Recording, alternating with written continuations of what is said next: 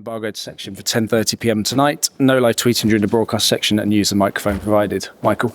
Hi Thomas, how you doing? You good? Yes, thank you. Good. I had the pleasure of seeing a little bit of training yesterday. I saw Dom back on the grass on his own. I said in my live, potentially Doncaster. Was that okay to say? It was okay to say. The positive thing is he's back on grass and has been that for 3-4 days and is progressing forward, slowly but forward, and I think that's positive. It's too early, obviously, for tomorrow, also too early for Doncaster. But the positive thing is that he's on the grass and is progressing forward. 3 months at Tottenham Hotspur for you. So much has happened. It's flown by, but it feels like you've been here longer as a compliment. Son's moved on, you've got a new club captain, signings have come in, players have left. Just reflect on your first 3 months here at Tottenham Hotspur, if you can. I agree with you. It's gone so quick. So many things have happened, and it seems like I've been here for longer. But you're also in that moment where just constantly things happening, and you are, how would you say, dealing with it, putting processes in place, structure, all that, and I think we and the team and the club is in a good place. But I don't want to look too far ahead, not look too far behind. We need to stay now in the moment and do everything we can to win tomorrow. Yeah, when do you start looking at the league table? Because they say, Spurs could go here over the weekend, but it's so early. But because of where Spurs were last season, I think some fans like looking at the table. But when do you personally start looking at it and giving it serious thought? April. Let's put it that way. I'm actually, I think I looked at the table a couple of times after one of the last games or some played, and I'm thinking, is that team that low or that high? Because I'm not looking at it. I'm trying really to focus on ourselves and our performances and what we can do. And it's so easy to get dragged into something you can't control. I think for the fans, they should dream and should hope. All that. That's what football is all about. I also dream and hope, but I'm a little bit closer to the action, so I need to stay level-headed. Focus on next training. Need to be perfect. Like today, I think it was very good training. The coaches, the staff, the top players, very well. Everything run well, and then do what I can to make sure we try to win tomorrow. Also very good to win a Champions League match so soon after that London derby on Saturday. I love the shot at the end of you with Romero, and you were like, yes, like that to the supporters. And Romero, I've never seen him so happy. At the start of the summer, there was potential talk of him moving on, but I looked at him Saturday against West Ham, looked at him Tuesday. There isn't much better in world football at centre-half, is there, Thomas? How highly do you rate Christian Romero? I rate him super high. I agree with you that I think he's one of the best right now, centre-back right now in the world. It's clearly, it helps when you won the World Cup and the Copa America and the Europa League finally, and more things. So, but the best, they are performing consistently week in, week out, year in, year out. And I think actually we see... Of course, I don't know Kuti inside out because I've only been here for 3 months. But of course, I've followed him over the years. But I definitely see a more mature player and person. Not that he hasn't been that before. It's not like it's happened the last 3 months. I'm not saying that because he was very good last year and also won the World Cup, whatever. Can't remember, a few years ago. But about that consistency, now I see a player that are very aggressive and need to be very aggressive. It's cool and composed but need to be cool and composed. And I think he got that rare combination of being super aggressive in the duels, but also stand in the box and I need to move 2 steps, boom, do the header. That's the top level centre backs that are doing that. You're welcome. Hi, Thomas. Just staying on the topic of Christian, you've just mentioned some of his personality traits. I mean, he does seem to have this sort of aggressive side on the pitch, and he does also seem to be very cool and composed and calm. So what kind of a personality does he have in the dressing room, and what do you make of him as a person? I think he's a great character. he loves his football. He just loves his football. He's like a young, like a boy sometimes, just loving playing around out there with the boys. And I think that's a big thing. You need to love the game. He clearly does that. He is, when we train, focused. He got that ability. I think that's a big thing. Also now he went through set pieces, stop, start. It's a little bit boring, all that, but he's focused. You can see it in his eyes. And got that ability. Boom! Now it's game time. Now it's competing. Great character. Another player who has played very well in the last 2 games, Lucas Bergvall. He said after the win over Villarreal that he's been working with you and the video analysts every day to get better. When you came into Spurs, when you looked at him as a player, what did you think he needed to improve on? And what kind of work have you personally done with him to help him improve? I think it's fair to say that I think he had a good season last year. Last year, played a lot of minutes that laid the foundation for this season. Because in the beginning of the season, he came back from ankle injury last year. Last year that he just needed time to go, and you can see now he's literally going from strength to strength. And that's and have that extra confidence. You can see there was a situation second half where he got the ball from Mo in and around the box, just took it forward inside the box. That's the movement you see from a player that have confidence.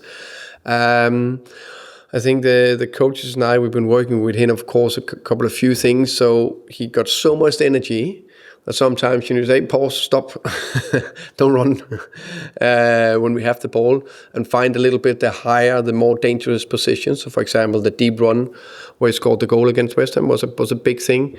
The deep run where he was involved in the own goal against Villarreal. So those deep runs and arriving in a higher position up the pitch is key, I think. And then he's learning to be more and more clever in the pressure, where he doesn't have to, where we need all his energy and his enthusiasm and just driving the team, but also how does he need to be goal side when he marks in man-man, and how does he need to close the angles and stuff like that.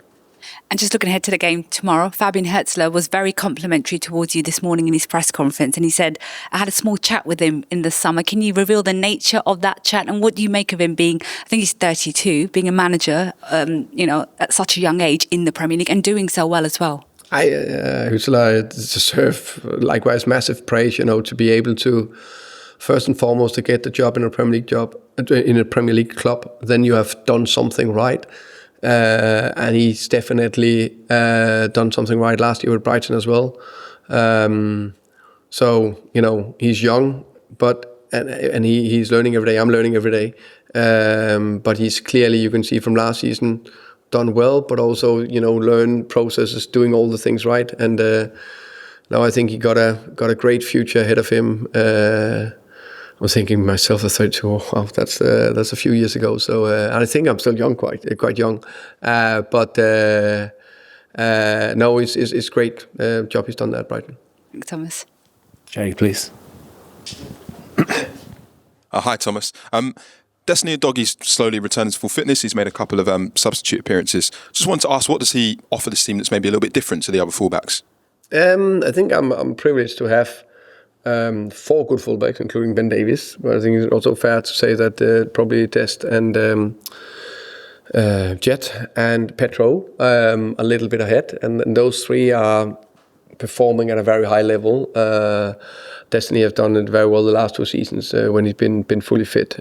Petro has been just unbelievable level, I think, and Jet just built last year. Impressive how he lifted his level, and the way he started the season has been super impressive. So, of course, you can say the classic one is that Destiny offer his left foot as a left back. So that's some things a little bit more natural for him in that sense. I think both him and Jet are a little bit similar. They have that fantastic physicality or ability to go all the time up and down, and that's a fantastic thing to do, also to drive forward. So yeah, I'm happy and it's privileged to have good fullbacks. I think you mentioned it briefly after the Villarreal game, but why is Destiny's left foot so important on that side of the pitch? I think it is very important, but I also think just to put it into perspective, I think Jets give something else, because when you have a right foot, also like we did with Keane Lewis-Potter last year in Brentford, you can then cut in on your right, and you almost can play it as a winger sometimes, where you can cut in and have the strong foot on the inside. But of course, the left foot gives some different angles when you play it. You can play different angle passes into the 6, to the 8, to the 9. And of course, when you're running forward and you're overlapping, it's more natural to your stronger foot, of course. You mentioned set pieces a minute ago. I just wanted to ask about Andreas Goertsen, how long you've known him for and what he brings to the role. I think Andreas, known him since he was at Brentford when I actually appointed him there, together with Brentford and the other guys there. And then we stayed in contact over the years, and I think he offers a lot to the coaching team. So we have 3 assistant coaches, him, Matt Wells and Josh, and all 3 bring different things to the table. The big responsibility for Andreas is obviously set pieces, but also culture, but also he got a different approach, which I think is important in a group, to ask different questions, sometimes extremely annoying, and put me a little bit on the spot, but that's good. We need that. I need that. But obviously on the set pieces, you can see, I think we have a very good foundation to stand on. We can get better, but defensively look strong, offensively look strong. So a big credit to him, but also massive credit to Sean, our analyst, but also to the players that really bought into it.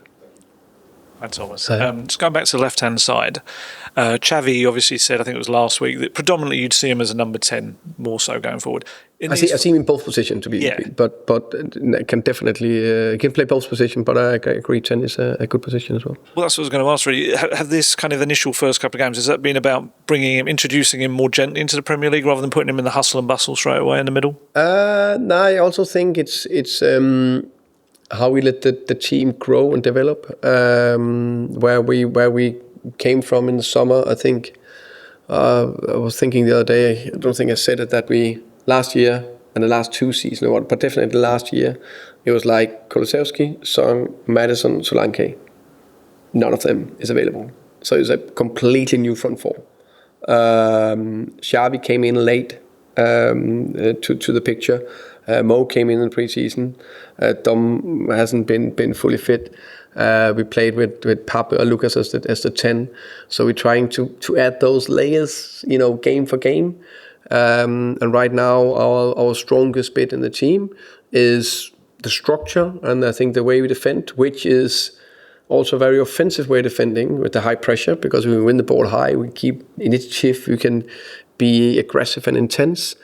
And then we're building more into how we can add maybe more offensive players in the future, depending on how players are developing. I also need to say that Lucas is doing quite well in the number 10 position. Different profile than Xavi, but offers something different. And we are going to play a lot of games this season. Kind of on that subject as well, and obviously seeing how many games Lucas has played already. One young player from last season, Archie Gray, who obviously played a lot of games last season, which maybe more so than expected. How do you manage his expectations this season? Because obviously he's played less thus far. And also, how do you see his development and what position you'll eventually have him in? I think it's fair to say that mainly he played centre-back and full-back last season, very few as a central midfielder. I like flexible players. I think that every coach like that. I definitely like it. Also to give us a little bit more squad depth at times, or opportunities, different abilities to different games. I see him more as a midfielder than the 8 or centre back. He can play both. And sometimes you need that little bit run of games, like Lucas gets now, and you take the next steps. I must admit, Archie really impressed me. He played a very good pre-season friendly against Newcastle. I think he really grew into the game against Burnley. Was very, very good second half. And I like his mentality. So he was not in the squad for West Ham. The day after, he trained fantastic. Of course, I tried to speak to him and encourage him to train fantastic. Yesterday, fantastic. So that's what you do, and he does the bit I like. For example, from midfielder, he can twist and turn to go forward. He's very mobile. He's reliable.